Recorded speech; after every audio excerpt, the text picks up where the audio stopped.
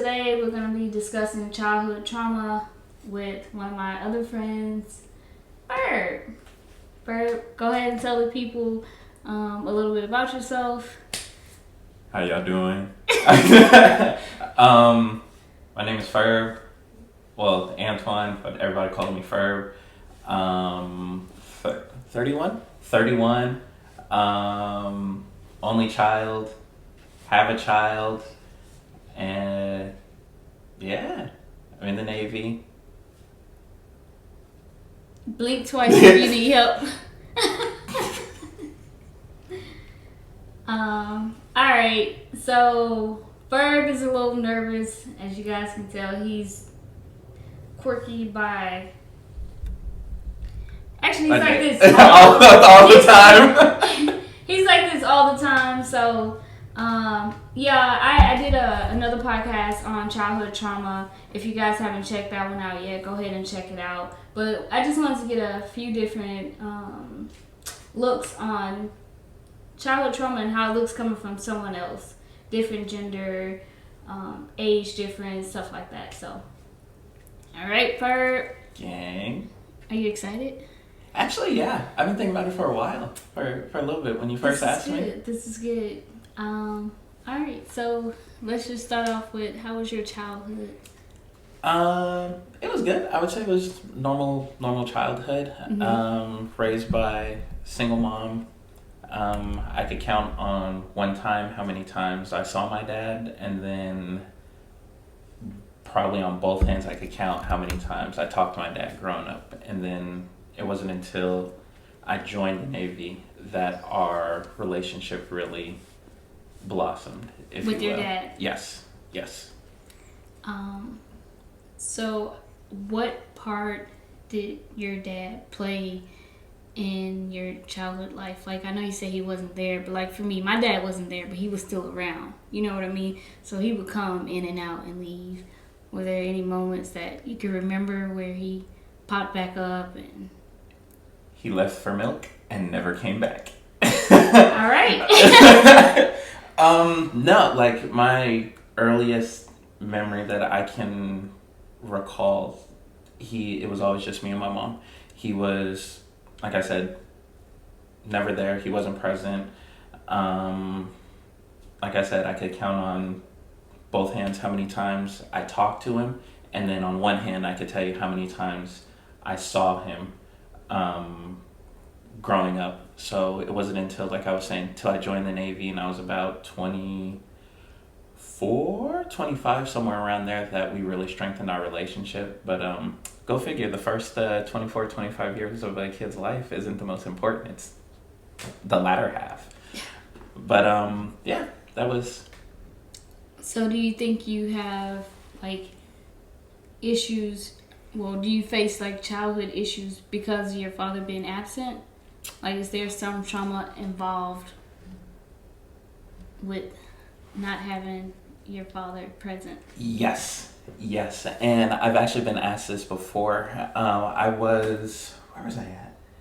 I forget. I was actually in a store. I think I worked at Best Buy, and these ladies were talking to me, and I was like, raised by single mom. And she was like, how does that affect you, like, growing up? How does that affect your day-to-day interactions? Mm-hmm. And really thinking about it, I was really shy and really timid around other males, other men, just whether my age, older. It was always, hey, like, it was really hard to maintain eye contact. It was just best way to just really shy, really timid. But my mom, her best friend had 3 daughters. So growing up, I was always around girls. Like, they would, growing up, like, they're playing with Barbies and everything like that. And these are the closest friends I have. So I'm like, okay, like, yeah, they have Barbies. Like, I mean, sure, why not? Like, is it something I personally had at home? No, but I didn't feel or see the shame in playing with them with Barbies and things like that.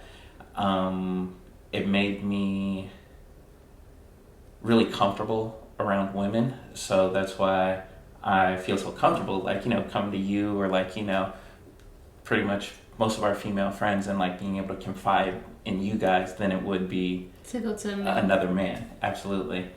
Do you think that's a bad trauma though? Because from I can see like the downward part of that, you being afraid to like be like, yo, what's up, bro? To, you know, approach a man and to like engage in friendship with a male because of the intimidation.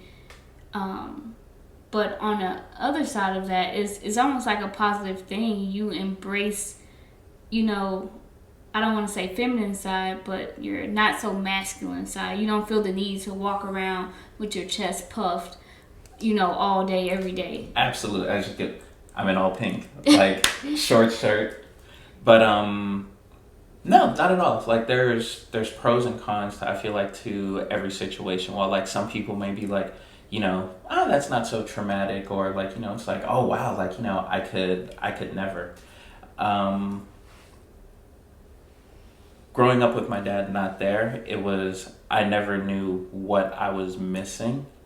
Like I always had questions and always wondered, because I'm the oldest of 8. Netflix and chill. He was definitely like, you know, just Netflixing. So to me, it always showed like, all right, so you have the capability of being a dad. You have 7 other kids. You're married. You're stable. They're all cool. But what was it about me that you didn't want or didn't like, or like, you know, I can't even say wasn't ready for, because my next sister is less than a year younger than I am. So if we do the math, all right, pops.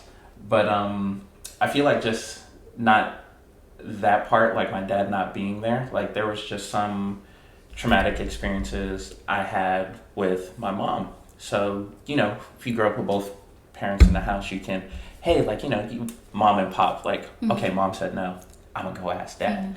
Mm-hmm. When mom said no, that was that. Or if it's like, no, I can't help you right now, you have to figure it out on mm-hmm. your own. So it really helped develop a sense of independence. And it's like, all right, if mom says no, I got to figure out a way to either get it on my own, or I got to learn to live without it. Now, unbeknownst to me, parents and their childhood traumas can actually spill over to their kids, which until I got older, I didn't realize was happening to me. So my mom growing up had a very, very, very traumatic, very abusive, like, you know, childhood. And I literally just found this out maybe about like a month or so ago, like the actual depths mm-hmm. that it went. And, you know, there's some things like, you know, you can, once you say something, you can't take it back. Mm-hmm. I remember, never forget it, love my mom to death, love her, like, you know, I wouldn't change anything about the way that I was raised or, you know, anything. But there was one time, so I used to struggle in school. I had not dyslexia, but stigmatism. I had a reading stigmatism. Fun fact, 2nd grade teacher found it on a field trip. My mom chaperoned. Those two went off and talking, and I was like, this is the worst field trip ever. Like, I'm getting an ass whooping when I get home. My teacher's telling on me, oh my God. But what she was really doing was telling her, like, hey, I don't think Antoine's up to, like, you know, par with all the other kids. I noticed that he's struggling. He's this, that, and the third. So starting out in school, I struggled a little bit. So I did require a little bit more help. He still does. He says he's independent, but he requires a lot of assistance from the females, actually. Now that I think about it. Yeah. He requires a lot of assistance from women. And one thing my mom had said, now I doubt that she remembers it, because I know she was upset. Like, genuinely, she was upset. And the words she said to me had no meaning at the time, but once I got older and understood later, I was like, oh shit. Really upset. Really, really upset. I remember I was struggling with it, and pretty much I remember she had picked me up. I had my backpack on, and she had threw me like out of my room and into the hallway. And I remember I landed on the pencil, and the pencil broke. It didn't, like, you know, puncture, like, you know, the skin or anything like that. And it was just like, whoa, like, like, damn, like. My mom just flexed my ass. Yeah, like, I just, like, whew, like, wee, like, wow.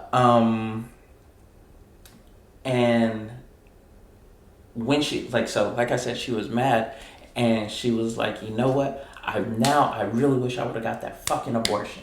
And I was like, oh, like, at the time, I'm like, I don't know what the fuck that means. Like, I'm like, da da da da da. Later on, once you grow up, then it's that, like, damn, my mama didn't want me. Yeah, like, now, does she still feel that? Absolutely not. I get, like, when you're upset, or, like, you crime of passion, if you will, you get, you say things that you don't mean. I know I have, I'm sure, at one point in time, like, you said, like, things that you're like, damn, I wish I could take back.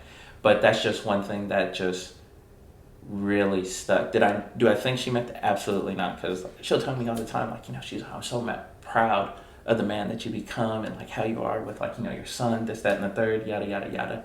But looking back at it, it's one of those, like, damn.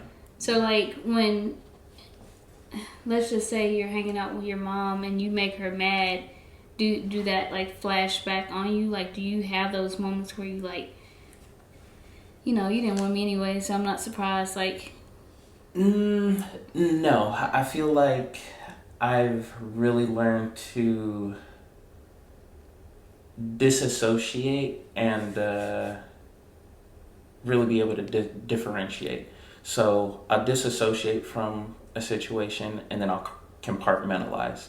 So once I've, like, disassociated, and then I can compartmentalize, it's like, okay. So it's not something that anytime my mom gets mad, like, it's like something that, like, oh, like, you didn't want me, or you didn't, like, this, that, or the third. But it's just like, all right, you mad, you'll get over it, like you always do. So see, I'm the opposite, right? So it's 10 of us, I have 9 other siblings, but my mom, like, favored my brother, the one right above me. I'm the youngest, so the one right after me or before me, she always favored him. And my mom was really light skinned. Anybody know my mom knows she's hot yellow, like damn near see-through.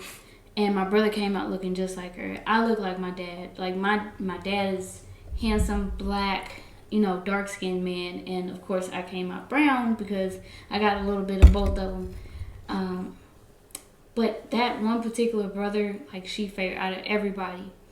And I got 7 brothers, so they was always calling each other names and, stupid, fools. And I remember one day calling my brother a fool, the one that she favored.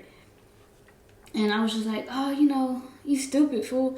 And she cocked her hand back and slapped the hell out of me. Just slapped me. And she said, you don't sit there and call him a fool.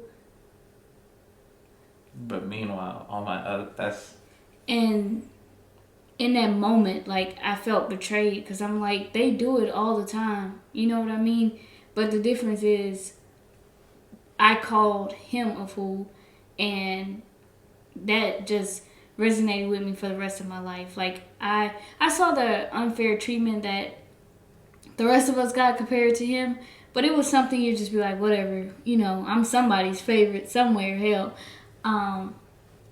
But after that, like, everything was so apparent. Like, every action, every reaction. Like, he would stay out all night, and she was just like, oh, I'm just worried about him. Oh, like, if I missed my school bus, I was getting beat down. You know what I mean? And it's like, what did I do to make you treat me different? And that's something that I still have problems with. Like, I had a conversation with my mom no more than a month ago, and we got into it, and I'm just like, you don't care about me. You love the fact of what I can do for you, and that's the kind of relationship we have. And that hurts me, because I grew up with just my mom, basically. Like I said, my dad was on drugs, so he was in and out. So not having her around really was like, damn.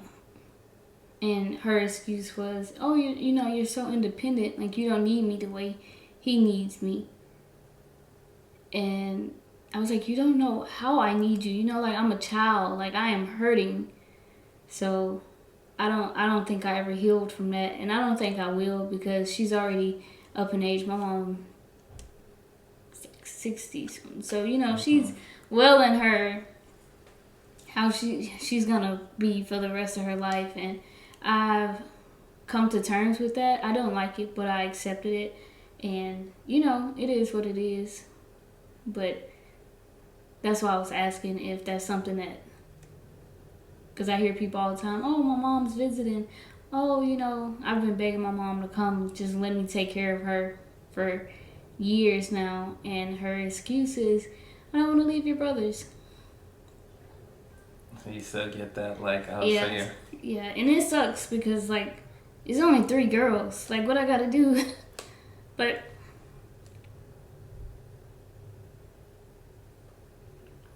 now let me ask you a question. what's that? Do you feel like that carries over to your personal relationships, your professional relationships, and just overall who you are, like what it is that makes you Leslie? My personal life, I joke all the time that I don't want a daughter. And at this point, I don't know if it's a joke. Like, I don't know if it's a trauma response, me not wanting to do the same thing that my mom did to me. So I'm like, oh, you know, I want a kid, but I want a boy. Or I don't want a kid, you know what I mean? And I know that's not the way it works, but in my head, I'm like, I don't want to put my kid through the same thing I had to go through. It's like, I make that decision. I know I make that decision. Like, I can be the change. But I feel like it's just some hate there. And until I'm able to let that go, I just don't think it would be appropriate to have a child with that type of hate in my heart. Work-wise,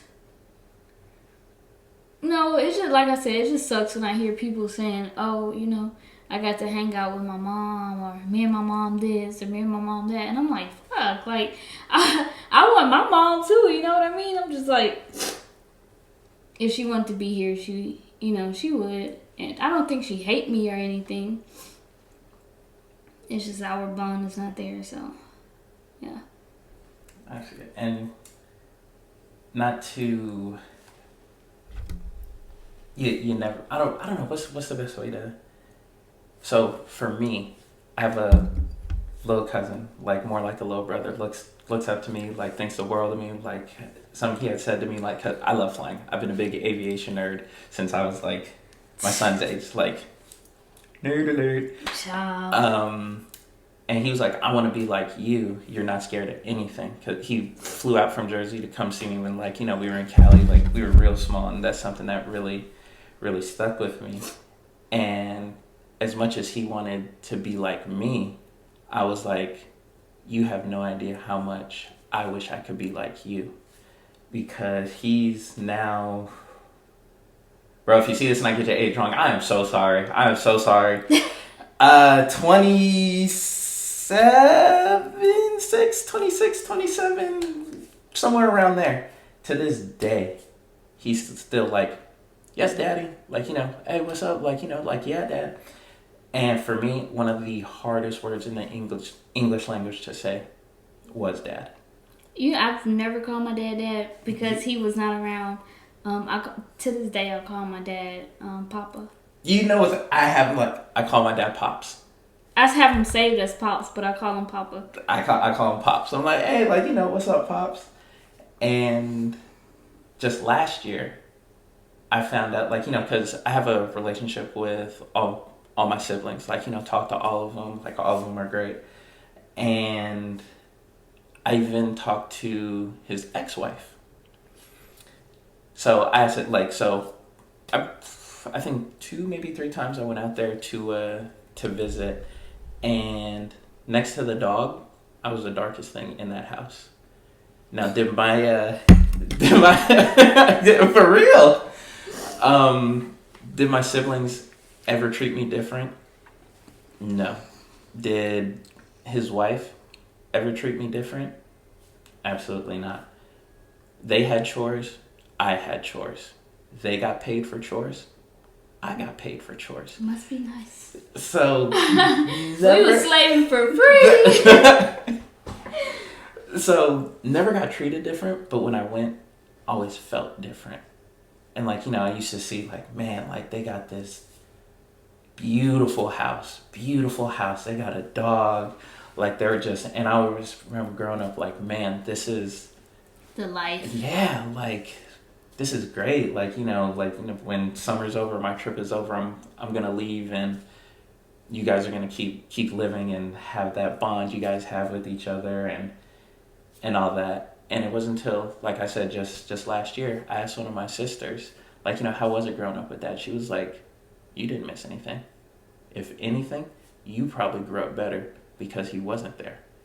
She was like, I could tell you how many times, like, now that I'm older, he would take us and we would be meeting his side chicks. Or he would be doing, like, you know, this, that, and the third. And, like, some of our, you know, siblings, they'll still be like, hey, you know what? That still ain't shit. Don't let him fool you. Girl, but if my dad ever see this is for you, Pop. That's who my shit. My sister always warned people when I get in a relationship, do not make her act like her daddy. She looked like him, but don't make her act like him. Furb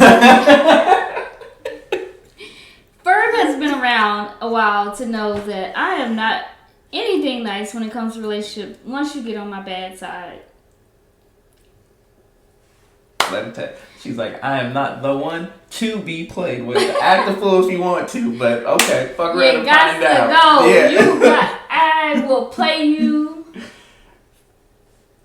No joke. No lie. I was like, oh, wait, that's not. She's like, she had to go. And I was like, all right, cool.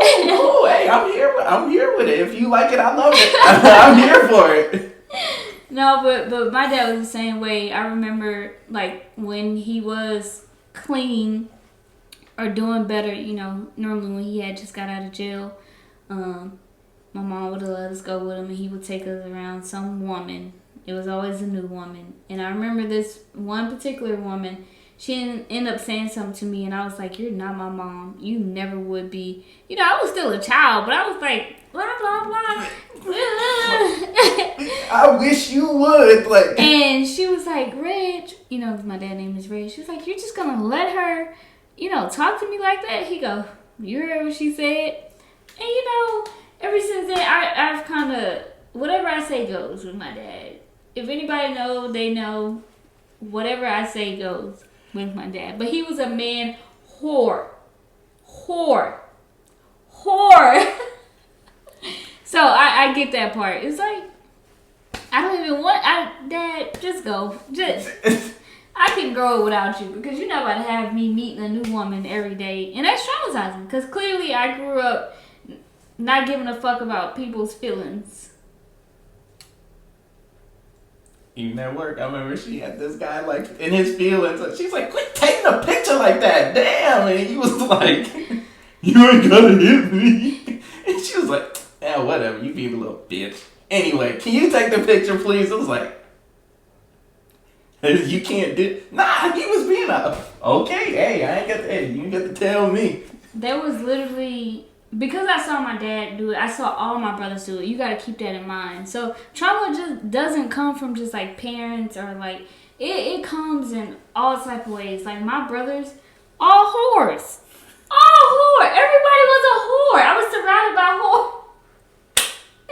My brother then was like, tell him I'm not here.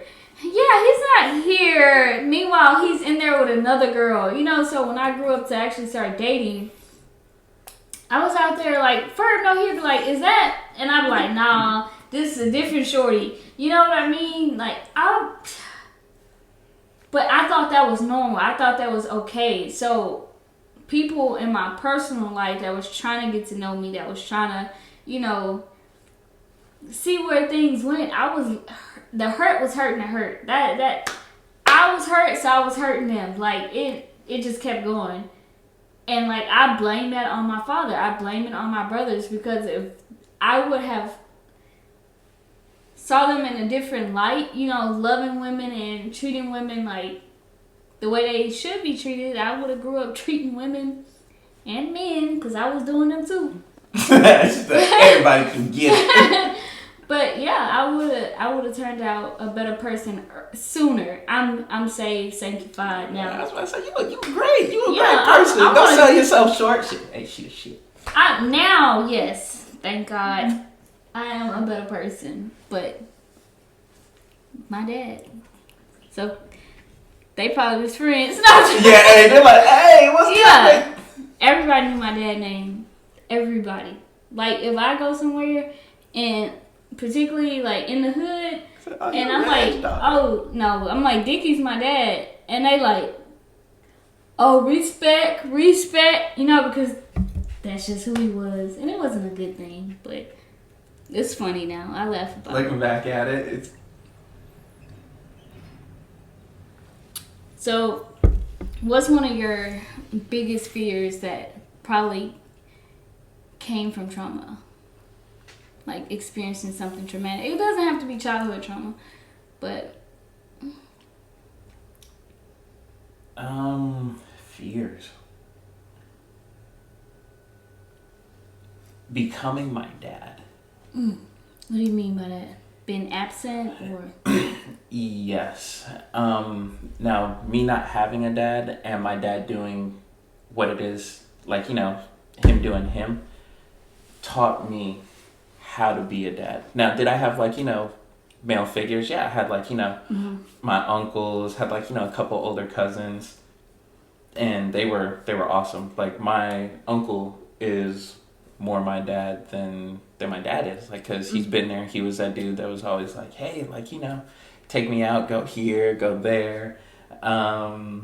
He didn't take me to my first strip club, but he took me to a strip club, and, like, it was like, all right, yeah, like, we having a bonding moment right now, like, yeah.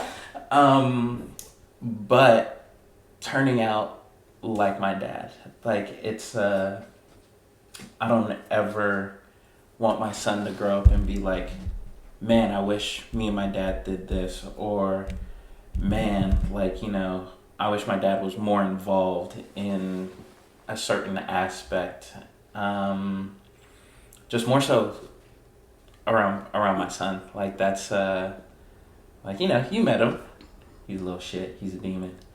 But he's awesome. He's my little shit. He's my little demon. He's not that bad. I would like to say on that, because I don't know if it's because now hearing about, you being in touch with your more sensitive side because you grew up around women, I do feel like I see that in your son. Like, I hear his son cry, and Furb's not the type that's like, oh, be quiet. Boys don't cry, and that's normally what you hear from black fathers. Like, suck it up. You're not a girl. Girls cry.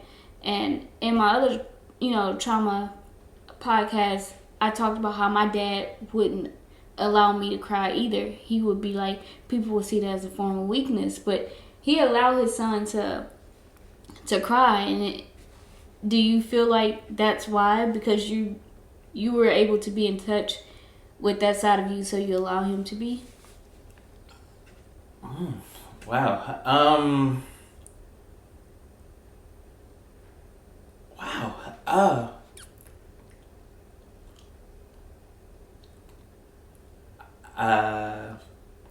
Damn. Because even when we went to dinner that one time for Ellie's birthday, he was kind of like pouting, and everybody was like, "You're a boy, stop that crying."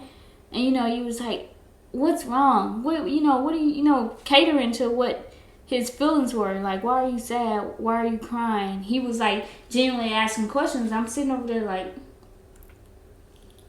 my dad would whoop everybody. My dad, you would have got a whooping. Like, that's. So I feel like that's more like a recent, like, from the experiences me and his mom had, and me being in an emotional shell. So obviously when like, when me and his mom were together, like, and everything was everything, she was like, you like never cry around me. You never like, and there was just this side of vulnerability that I didn't want to show. Like I really didn't feel comfortable. And now that you really say it and like, I really, really think about it, I wasn't okay with it, expressing myself. My mom used to ask me, how does that make you feel? Or like, and I'm like, I'm fine. I don't want to talk about it. It's cool. If I want to talk about it, I'll talk about it. Mm-hmm. No, I don't feel like talking about it.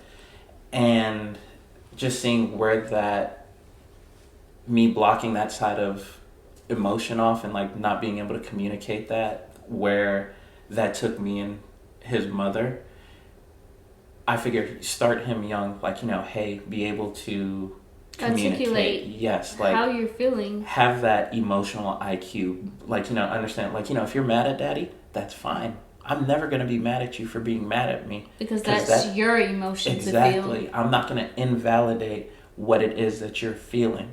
Express it to me. Like, really, what's wrong? Tell me so that way I can help you fix it. Mm-hmm. If you need, like, 5-10 minutes away from daddy, that's fine. I'm okay with that. But, yeah, I do feel like I want him to be able to express himself, and I don't want him to have that stigmatism like, oh, boys don't cry, like, because then what does that do? That just builds up, and you just, and then one day anger, you just, hurt, it does, pain. You experience so many negative emotions by, shutting down a child and not allowing them to feel their raw emotion. Because with children, I don't know if y'all noticed, but kids are honest as hell. They will tell you you're fat. They will tell you you're ugly. And they're speaking from their hearts. Like, that's what they know to be true to them. And so when you shut down a kid's genuine emotion, you shutting down who they are, like how they express themselves. And that's just sad, because it's very common in the black community. It's like, wait, you're not even sad. Oh, you crying? I'm gonna give you something to cry for. And it's like, stop. Why are you crying? Right. And so it's like, now I'm on the floor because I'm trying to tell you why I'm sad. You know what I mean? So it does suck, and I'm glad you give him that space to just get it out. He's a little light skinned, so he be going through it. Hair not curling the way he wanted to be. He's crying, but that's good. Being your father, I would have to say mine is definitely being alone, and it literally came from just me being a child and being left numerous of times. My dad, the drugs was calling, the streets was calling, so that took my dad. My mom went to jail at one point in my life. My sister's my best friend. She went to jail. My brothers and them, they're all older, so they're already doing their own thing, And I was forced to live with my older sister, and she didn't like me. I don't know why. She would always tell me, "Oh, you think you're so pretty. Oh, you think you're better than the rest of," treating me like that. And I never understood why. But we were 18 years apart, so I had a nephew my age. We were a year and like a month apart. He passed. But she was like so mean to me, like hated me. And I would just cry for my mom. Like I said, she was gone. My sister, gone. Like all the people that I felt like I needed in my life that could have made a difference at that time were gone. And so it put like, I don't want anybody to leave out my life. That's why I take things so personal. Like when I got mad at you, it's because it's like, y'all don't understand where I hold y'all. And for somebody to just, when I feel like I'm betrayed or like, forgotten about, it takes me back to like, damn, like what did I do for everybody to leave out my life? And it's still something I deal with to this day with my friends and stuff like that.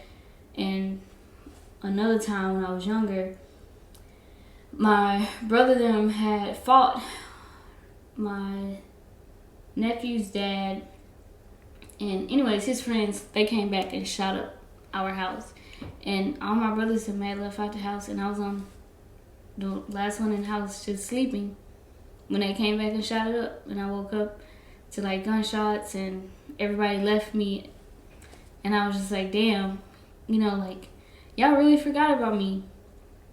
And it didn't hit me until I was maybe like 17, 18 that like I kept, my biggest fear was not a spider, not a snake, nothing like that. It was literally just being left by everybody I loved. So I have a hard time with letting people in. And you see people like, oh, she's too mean. Like, she don't like anybody. But I like the people that I like, and I hold them close. And because I experienced that, I protect my little self. I like back into this little corner. I'm like, okay, I can have this many friends, and that's all I need. That's it. That's all I got. Because if I only have this many, they can't leave me. You know what I mean? So that's mine. That's deep. That's yeah. I was like, man, but now it's like being. That's. Think about the people you love, your son, your friends, like your best friend, right? Just imagine her like walking out your life, and there's nothing you can do about it, and you're just like, damn, like I need you, like. Who am I supposed to talk to every day? Think about all the things you tell your best friend, right? It's like, damn, like, who can I turn to? And you may be close to your mom, so you're like, oh, just call my mom. Not there. Oh, I just tell my dad. Not there. That's what I felt like. My sister was my best friend, but she was gone. Talk to my mom, gone. And I don't really have a relationship with my dad, but he's still gone.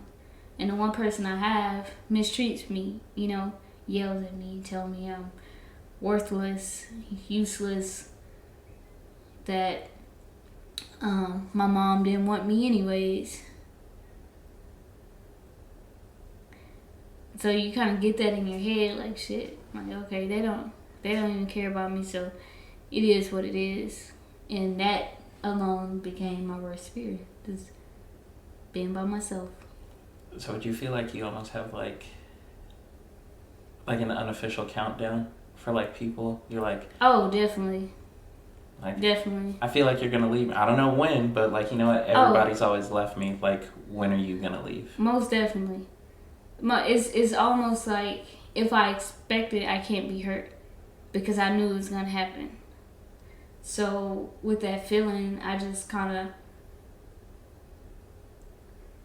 anticipate the walkout more than I probably should. The friends I get close with, I'm just like, one day we're not gonna be friends anyways, and I'm probably jinxing it, but it's how I deal with the thought of even allowing somebody to get close to me again. Because if I let them get close, they're gonna leave. You gotta be okay with that. You good with that? Okay, we good with it. You can get close. And that's also why I would get rid of people before they had the chance. I would find something about them that would piss me off. I don't like the way you breathe.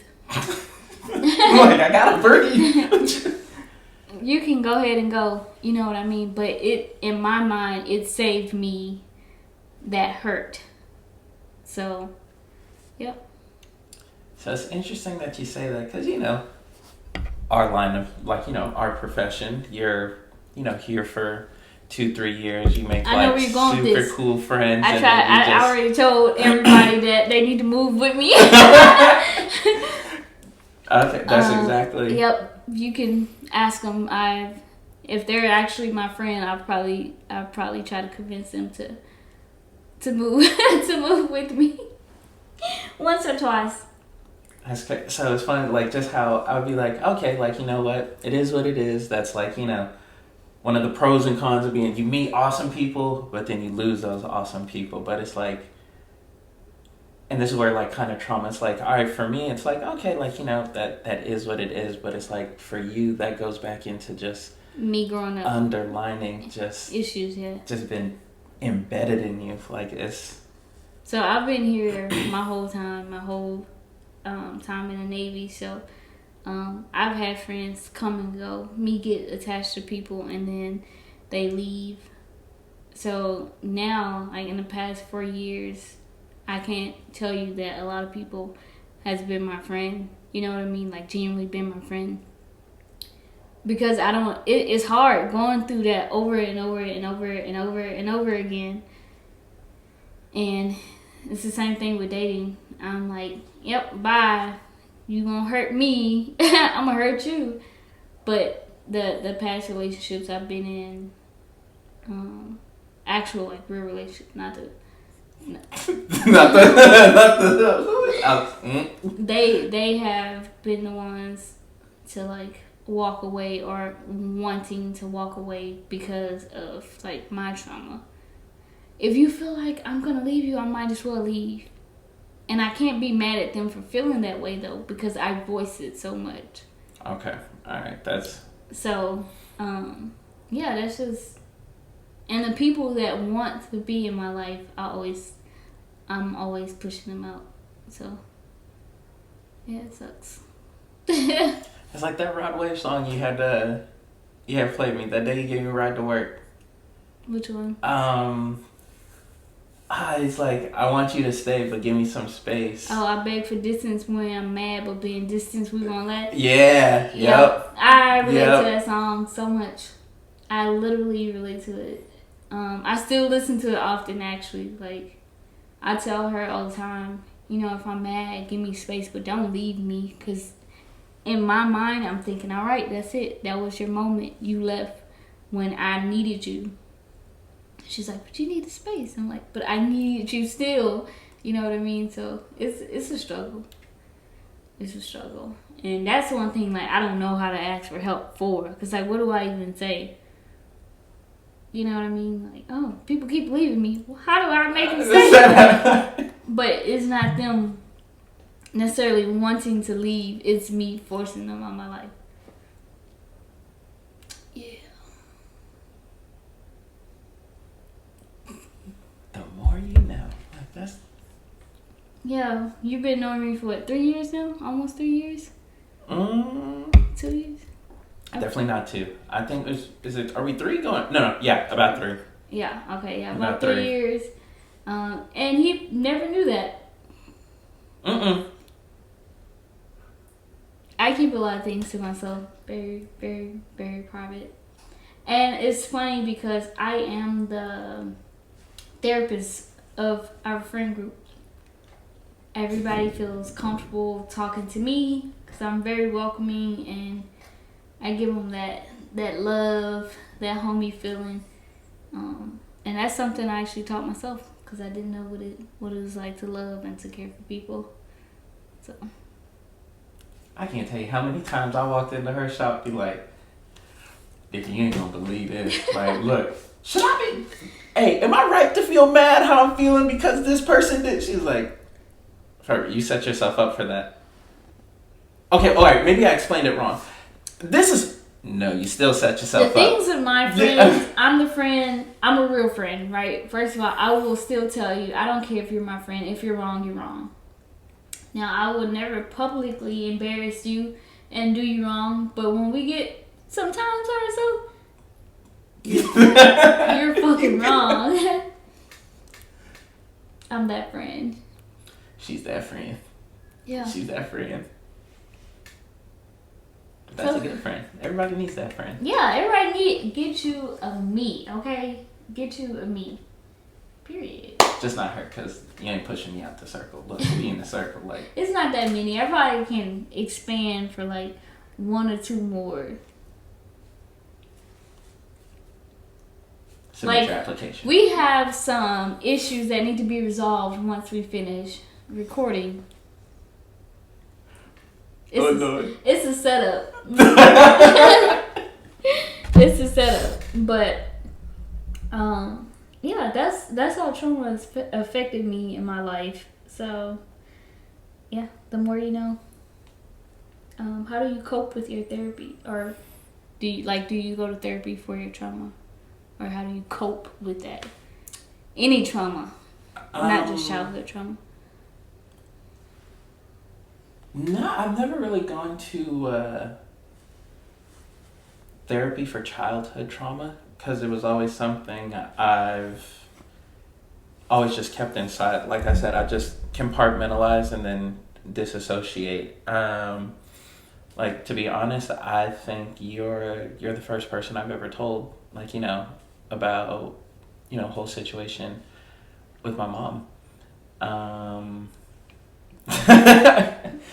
But no, I never felt the need. Only the one way I felt like I could make it right is through my son.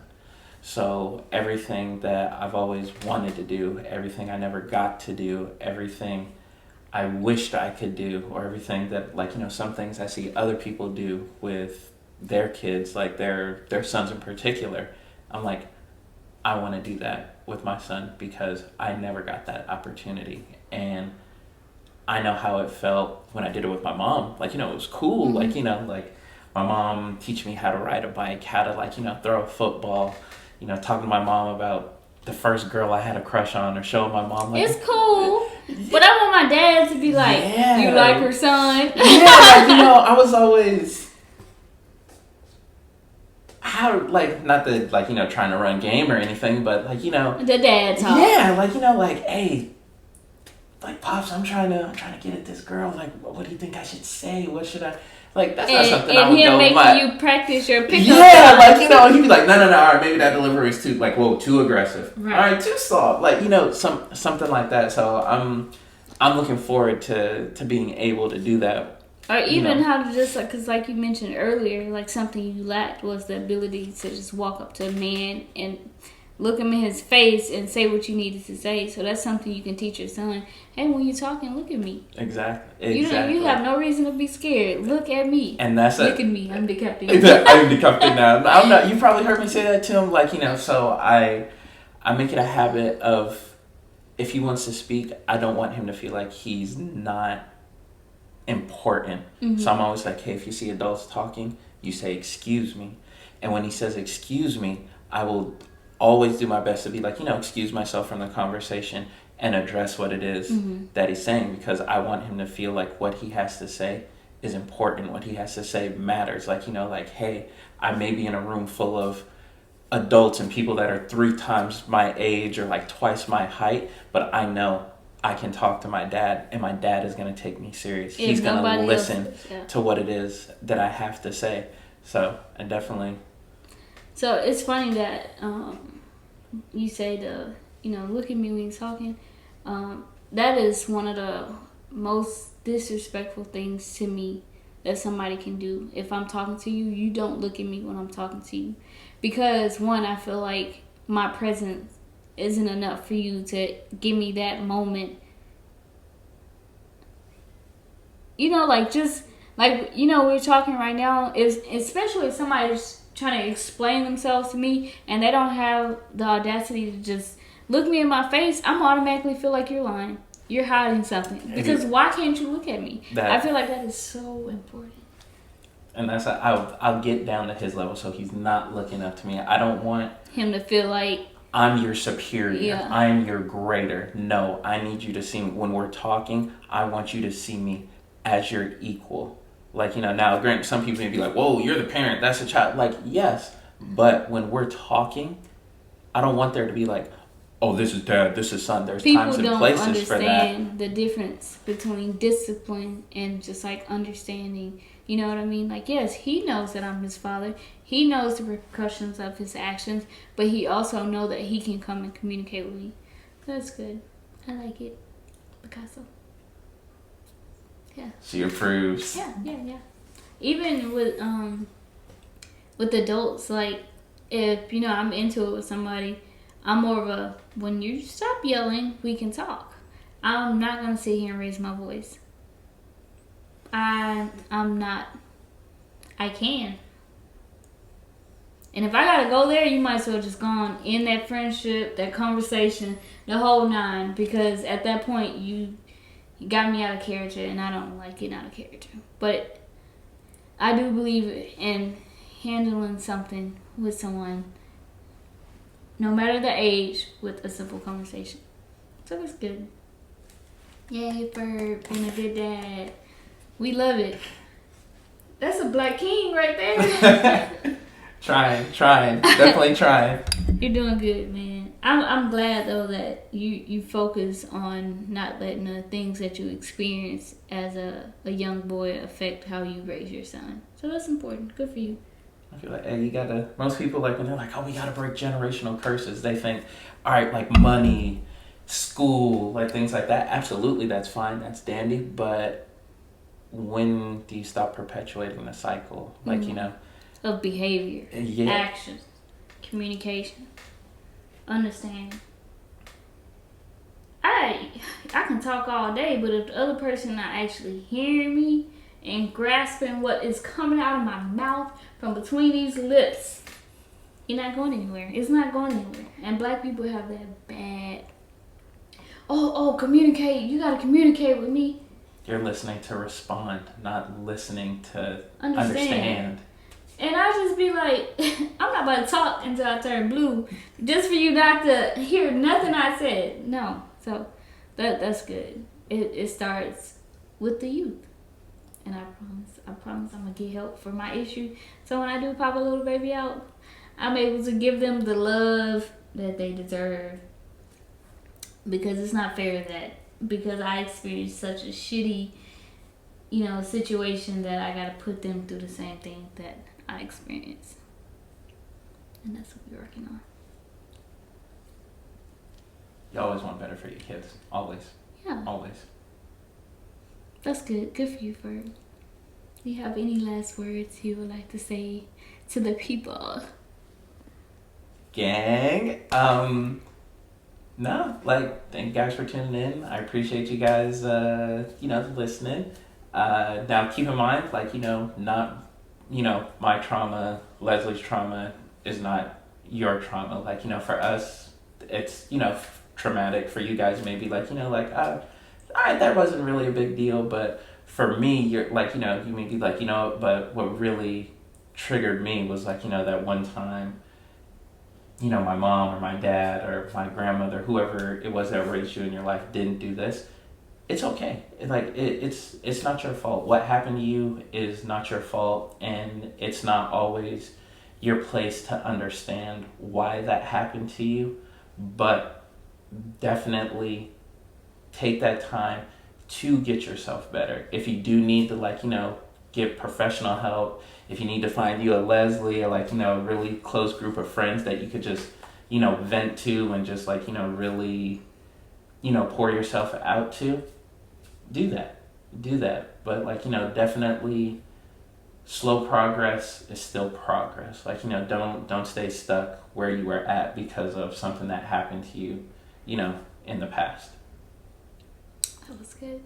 And to just kind of go off what he was saying, that in order to better yourself, you have to accept that there was something that caused the pain that you actually feel. A lot of people don't know some of the things they experience is affecting them as a trauma, and their actions as trauma responses to what they experience. So once you figure out what that is, you can start to better yourself. So, a lot of people don't think they need some sort of outlet.